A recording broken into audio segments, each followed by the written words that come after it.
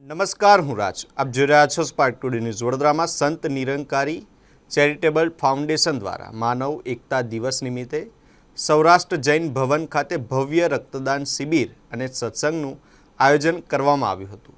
યુગ પ્રવર્તક બાબા ગુરુબચન સિંહજી મહારાજની સ્મૃતિમાં યોજાયેલા કાર્યક્રમનું ઉદ્ઘાટન ભરૂચના વિનુભાઈ કાપડિયાના હસ્તે કરવામાં આવ્યું હતું.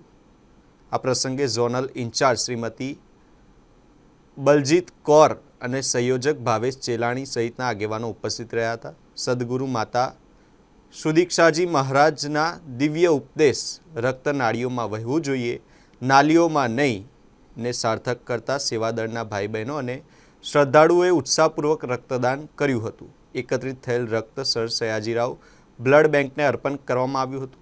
છેલ્લા 40 વર્ષથી અવિરત ચાલતી આ પરંપરા અંતર્ગત આજે લાખો યુનિટ રક્ત એકત્રિત કરી માનવ સેવાનું ઉત્તમ ઉદાહરણ પૂરું પાડવામાં આવ્યું છે.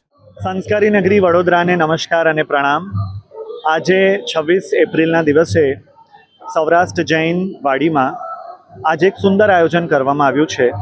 સંત નિરંકારી મિશન એક આધ્યાત્મિક વિચારધારા છે અને તેના જ એક અભિન્ન અંગ સંત નિરંકારી ચેરિટેબલ ફાઉન્ડેશન દ્વારા આ રક્તદાન શિબિર યોજવામાં આવ્યું છે, જેમાં લગભગ 900થી પણ વધુ અનુયાયીઓ હરિભક્તો અહીંયા આવી અને પ્રભુના ગુણગાન ગાઈ રહ્યા છે અને લગભગ 250ની આજુબાજુમાં બ્લડ ડોનર્સ આવી અને પોતાનું બ્લડ યુનિટ ડોનેટ કરશે.